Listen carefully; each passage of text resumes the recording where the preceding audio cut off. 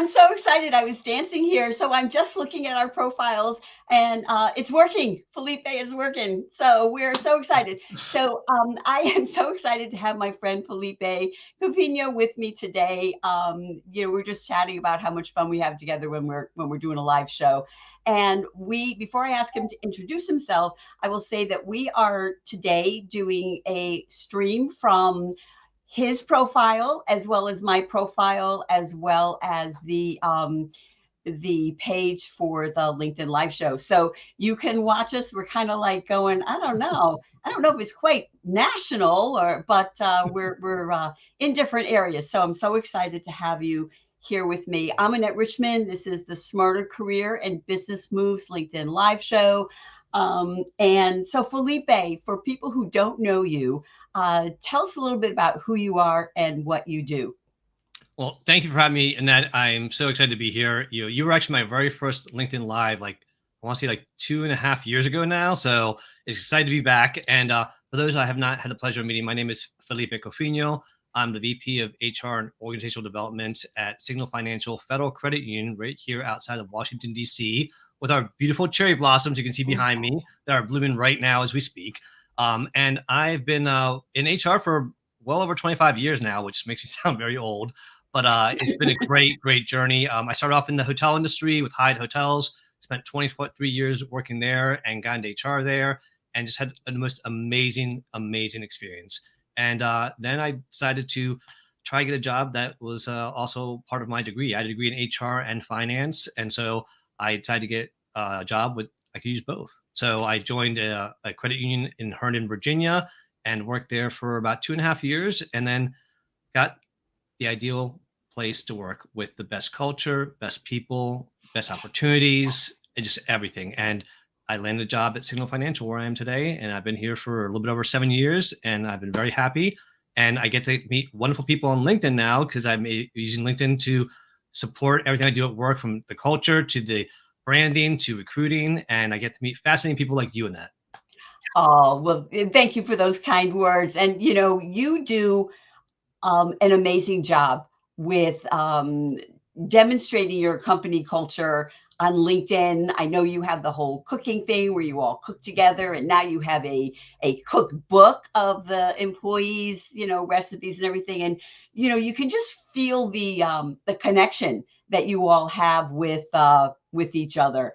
And so, I have my own idea of what company culture is. I think everybody does. But if you can sort of give us a definition and clarify what does the whole idea of, company culture, what does that mean? That's a great question. And company culture, I think, a lot of people have different definitions, like you said. For me, what I've learned over the years is that it's a mix of different things. Company culture includes obviously the opportunity to grow and learn. You want to have opportunity to grow and learn in a company for your own professional development. And that's ideal. You also want a culture that is growing itself. You don't want to join a company that's stagnant and is just not doing anything that's innovative or relevant. You want a culture that is excited about learning new things. The other two aspects that are really important are the culture of welcoming new ideas, of making people feel like they are contributing and their work means something and adds value. And opening that culture of embracing ideas, you welcome innovative things that can make you come up with better services and products and better ideas for the company to grow financially, but also reputation wise. And then lastly, it's probably the most important part, the part where it's a psychologically safe environment for the employees to have fun, to share and be vulnerable, and to be able to ask questions without fear of retaliation. So that's how I lump it in there. There's obviously a lot more to it than that, but those are the main pillars. No, I really love that idea. And I've had several people over the years talk to me about the idea of how they lead. And they want to make sure that if they're heading a team or maybe several teams, they want to make sure that each person on that team sees how what they're doing fits into the overall plan. And that's really can be important to them. So I'm thinking that's what you were saying as well. Yeah, it's that goes along the lines of the professional development and growth opportunities, because when you have somebody that has opportunities to grow and learn and you give them those chances, it does so much for their career. And I think, and repeat the question for me one more time. I want to make sure I answer it properly. Well, the idea that if I'm working for you and I'm on your team, that I am understanding what I'm doing has this part in the bigger picture. So I understand how my contribution really matters. Exactly. And so, yeah, so the goals and accountability are the two things I always talk about when it comes to that, because people think accountability is a four-letter word. Accountability is something that will help people actually grow. And you think about it. If the person next to you is not being held accountable and they're not doing their work and you're busting your butt to get everything done, and then at the end of the day, you all get the same increases, you get the same accolades. Why are you going to work so much harder with the person next to you? So accountability, it fuels the environment and the culture to help people grow. But then the goal setting, I challenge you to tell me anybody you've met that has met their goals and was upset. Okay, people meet their goals, and you're giving them a gift. They are happy. They feel like they have confidence. They feel accomplished, and they feel good about themselves. So it's something that when you help someone achieve their goals, you're not only just helping the company, but you're giving that employee a gift of being able to feel like they have contributed and they are confident in their job. I love that. And I want to say hello to, we have several people who have joined us, but I think that, the idea, I think often when people like me talk about company culture, we're talking about it from the candidate's point of view. You want to make sure the culture is a good fit for you, et cetera. And I'm going to ask you some questions about that. But the thing is, it's really very beneficial to the company as well, right? I mean, for employee retention. Oh, employee retention and also recruiting. The retention part, it's such a huge thing. At the end of the day, look, there are outside factors that are going to impact us at work, whether it's a pandemic, the economy, whether it's just the individual industry that you're in. And there's always going to be stresses. If you're not looking for ways for people to relieve those stresses and have a little bit of fun at work, the old saying of work hard, play hard. We all say it, but do you really mean it? Do you really practice it? Do you lead by example? So encouraging people to share, again, their ideas. I come up with ideas to have a little bit of fun. I might do a Signal game night. I might do a cooking thing. I might do an activity where we go out for happy hour. But I stop there after I've shared a few ideas and I ask them, what other ideas do you all have? Or what do you like that we've already done? Validate what they prefer. Don't keep on doing what you think worked always.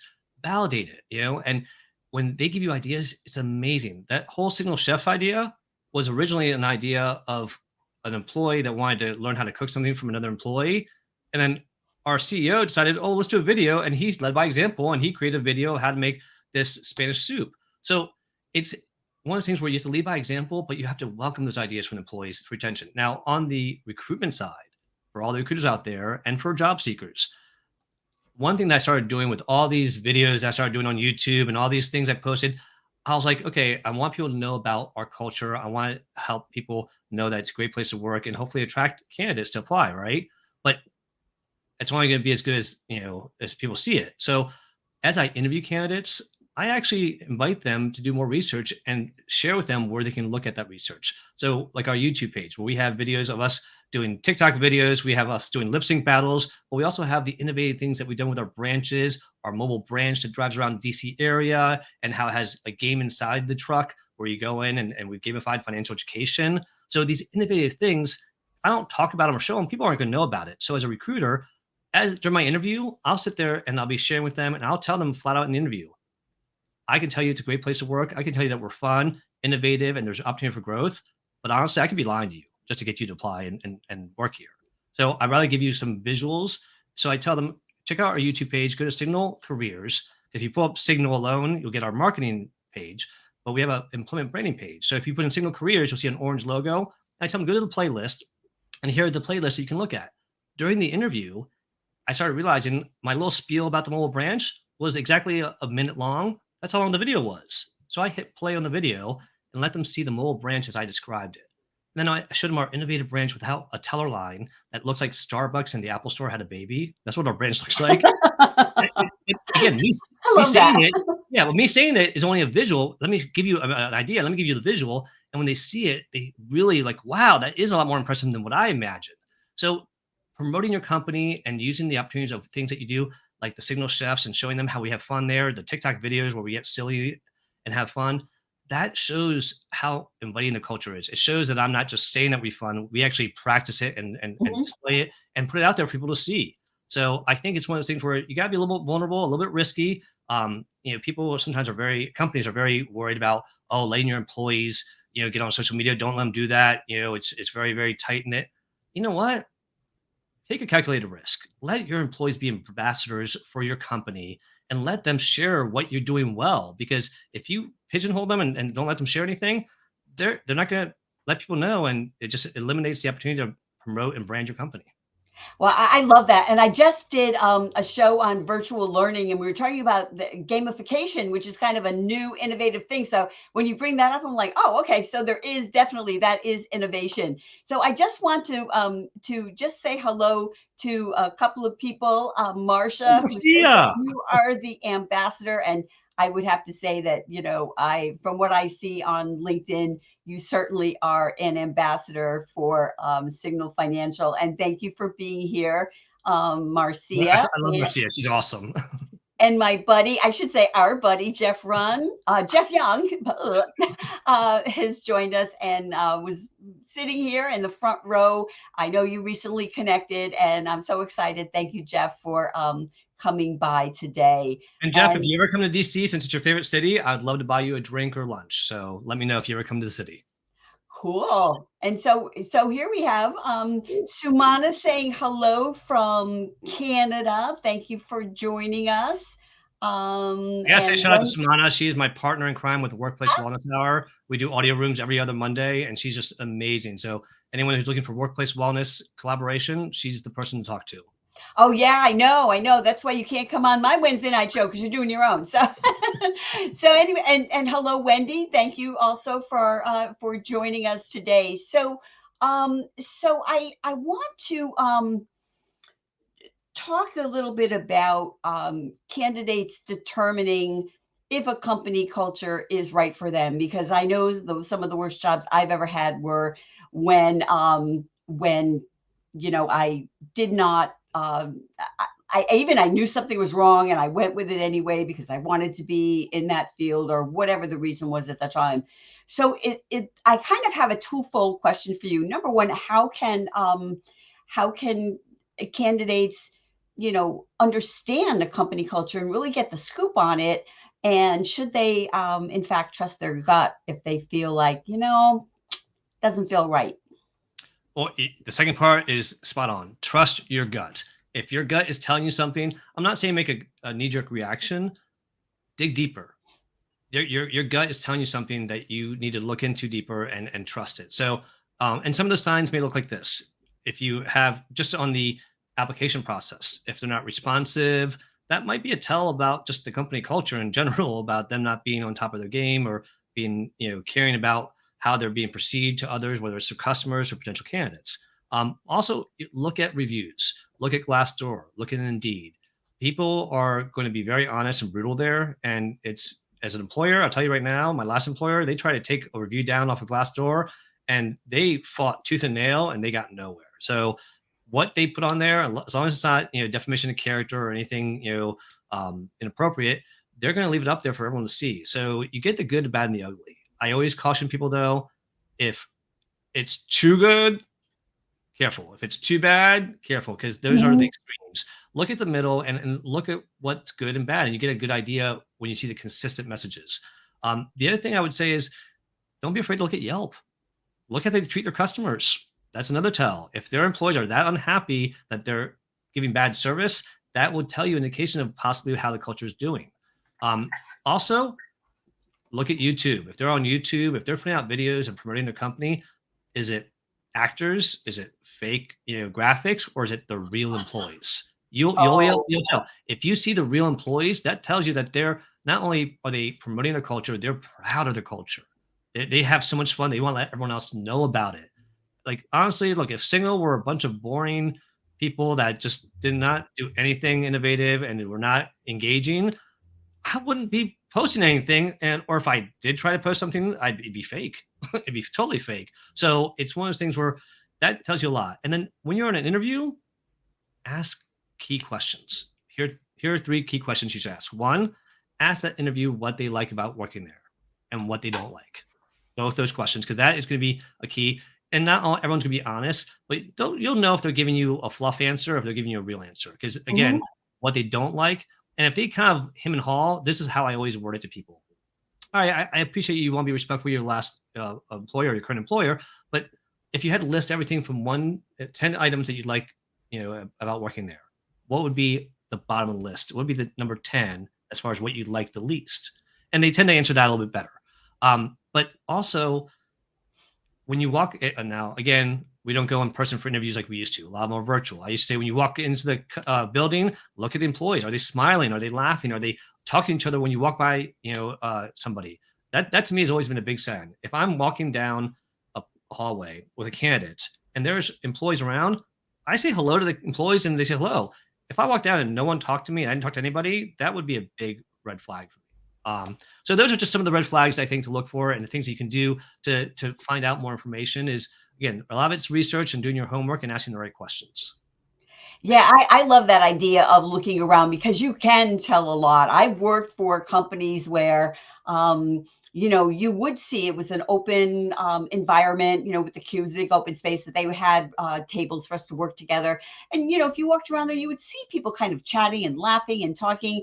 And I've worked for other companies where you walk in and everybody is just like sitting there with their head down working. And, it's just that totally different vibe. And I just want to ask you one other thing because this has been my experience that a company treats you the best when they're trying to recruit you. And I'm not saying that it goes all downhill, but if they're not really treating you well when they're recruiting you, it's Oh, probably you not get going to get worse. better. Actually, that's an excellent point. I never thought about that, but you're absolutely right. If what you're walking into is mediocre at best, don't expect to get better because they're putting their best foot forward to recruit you, and they're trying to show you all the great, wonderful things and hide the negative things. So that's an excellent point. I'm very, very embarrassed to say I forgot a very important tool for job seekers. Use LinkedIn. Use LinkedIn to see who's working at that company. See if there's any common connections that you might have of somebody that you may have worked with in the past, or maybe, hey, if they're connected with Annette or myself, reach out to people that you know. It's like, hey, I'm applying to job. Any chance you know anybody that works there? I see that they're connected with you. Go ahead and ask. I've had people that worked with me in the past, and I found someone that I was connected with at a company they were applying at. I didn't know the person that well. We had chatted, I think, on DMs a couple of times, but I just sent them a message, and that alone got them the interview. After that, they were on their own if they got the job, but at least it opened a door for them. So I encourage people to try. The worst someone can say is no. So I just want to go to our audience. So Marcia says that there should be training done on working with a multi-generational workforce. And I would say yay to Yes, that. And absolutely. and we do have a couple of questions for you, Felipe. Right. One from our friend Tina. Hi, Tina. Thanks for being here Yeah. with us. About what about the LinkedIn profiles or missing LinkedIn presence? I'm not sure if she's talking about the company or the candidate. So Well, maybe you talk a I'll, little I'll bit go about forward. both. Yeah. So I mean, I think LinkedIn profiles are huge. Obviously, if you're looking for a job out there, most recruiters, when they get your resume, the first thing they're probably going to do is go to the LinkedIn profile and see if it matches, to make sure the dates are correct, to see if you're active, to see if there's anything else your profile might tell. I always say that is a huge thing to know if you're present there, because it helps validate the candidate's experience, but also it's an opportunity for you to stand out. Okay. Now, not it doesn't apply to everyone. Obviously, if you're in certain roles that are like accounting, or maybe in a role that doesn't have a lot of visual effects, if you will, but if you're in marketing, if you're in PR, if you're even in HR and recruitment, there's an opportunity for you to do things on LinkedIn to help you stand out. Showcase your marketing skills, showcase your digital art, graphic skills, show that you're recruiting and promoting your job or your company. These are things that are going to make you stand out and say, wow, they really are a true recruiter, or they are a true marketer, because I see them not only written that they've worked at the job, but they practice it, and I can see them doing it on LinkedIn. So I definitely, and don't have your page be empty. Make sure when we say have a complete profile, it doesn't mean that you need to be posting and doing all this content creation. That's not what we're saying. It's saying make sure that your profile is complete. There's a, Mhm. a, a line that tells you if you're 100% complete or a top star profile. Let that bar guide you to let you know your profile is complete, because it's everything from making sure your experience is in there, but also your about section, your headline, and the images, your background image and your profile image matter. The other Mhm. small features like the little video on your profile picture, that doesn't necessarily mean your profile is not complete. That's just a little added extra to make you stand out. But make sure that you complete your profile, because as a recruiter, I question when a profile is not complete. Is this person even active on LinkedIn? I'm not going to waste time looking at the profile if it's not up to date. And you don't want to miss out on that opportunity of someone learning more about you if they can. Yeah, yeah. So I just want to mention my buddy Tom Pounder, who I think you know as well. Tom is also a recruiter. He said, look at LinkedIn for employment retention. If it has less than 2 years, it's a red flag. And you know that you can go into the company page and you can learn a lot of information on the company page about retention and turnover and the types of jobs that they're looking for. So, obviously that's a place where candidates should look. And that's a huge thing. I always tell people if they have, less than 2 years in a job, it's going to raise a flag. The recruiter's going to look closer at that job and try to see, why did you leave? If you fill out the application, they want to see the reason. What was the reason for leaving? If it's a layoff or a job elimination, those are the ones that are probably the least critical to be concerned about, because people understand we're in a recession time period right now. Layoffs are happening. It's not necessarily always your fault, and job elimination is usually not your fault either. So those are not things to shy away from having on your profile or on your resume, because it explains those gaps. Those gaps, I'm telling you right now, I think I'm one of the nicer people, but even me, when I see those gaps, I'm questioning if you don't put anything in there. Are you sitting in front of the TV eating bonbons and having champagne? Well, I mean, what are you doing? I don't know. So Mhm. in Yeah. there, if you got laid off, put it down. If you are studying and getting a certification, put it down. If you're volunteering, put it down. If you're taking care of your parent or a child, put it down. We're not asking for your medical history. We're just asking for you to fill in those gaps, so don't leave it up to us to guess what you did, because we are not going to do it in a favorable way to you. I promise that. Yeah, no, I agree with you. And I have encouraged and worked with clients on their resumes to put in if you're volunteering or something, because I think that part of the reason that employers are nervous if someone has been out of work for a while is the fact that maybe they're not keeping their skills up. So if you Exactly. are, continuing your professional development, or you're going to the conference or whatever, that can really sort of raise your level in the employer's eyes. Yeah, I'm about to hire somebody for an IT role, hopefully, if they do well in this next interview. But they had a gap, but they explained that during their gap, they got one of their IT certifications. That was Mhm. perfect. I wanted somebody that had that certification, so the fact that they spent their time doing that erased any concerns about that gap.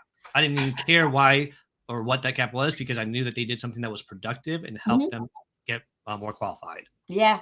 And and I love what you just mentioned there, because the thing is too that we need to you need to own your career. It's great to have an employer who, provides professional development and has a path for you and things, but in the end, we're all responsible for our own careers. So I do want to ask you, because this has happened to me. I'm sure it's happened to other people. Now, where one place I didn't trust my gut, and another place I took a job with a small firm, and my attitude whenever I'm starting a new job, working on my business, volunteer position, is how can we be better? What can we do to change things and make things even better? And their attitude was, you know what? If it ain't broke, don't fix it. And so it was a nightmare for both of us, a nightmare for both of us. And when the time came for layoffs, I was the first out, although not the last in. And so if, because I was not a good fit for them, I was Yeah. disruptive to it Yep. was a small firm and I was disruptive. And me leaving was best for both of us. But my question to you is, what if you do end up in a company and you find that it is just not a good fit for you?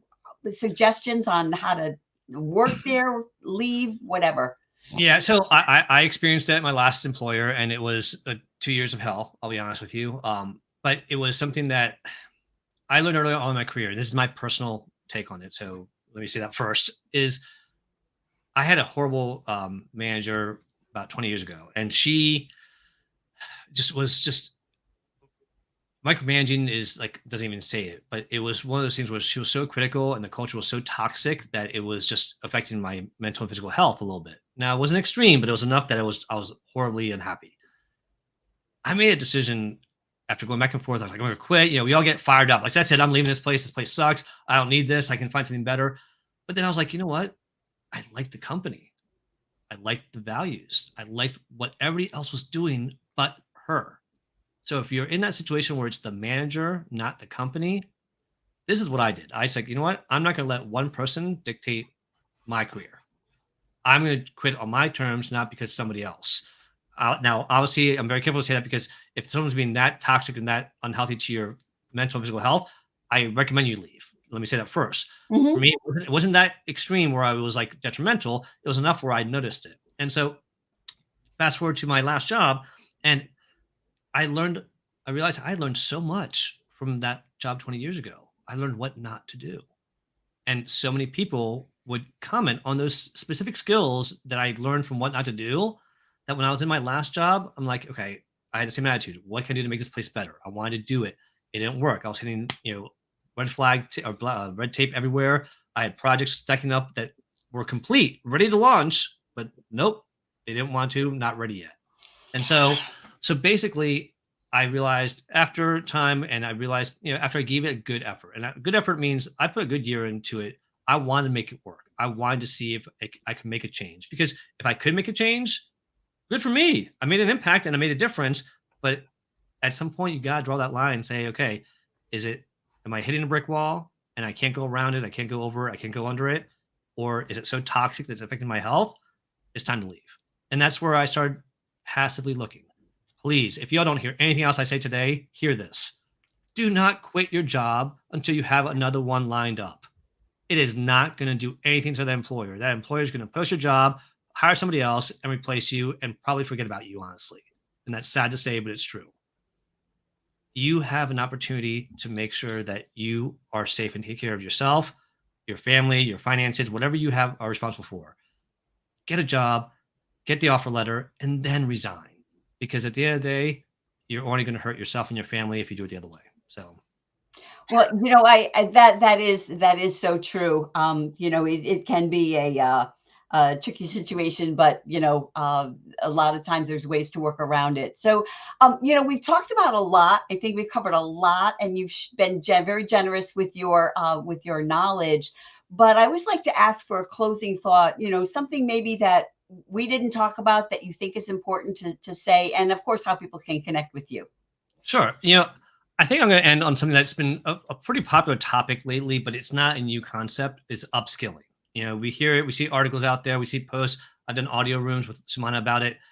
Upskilling is something I want people to think about for themselves. Don't look at it as, if it's an opportunity where the employer is trying to take advantage of you, that's not what I'm talking about. That's a different issue. And that's something that, you got to be vocal and communicate to them about, hey, if I'm going to be taking on more responsibility, is there pay or what else is going on with me? Have that conversation.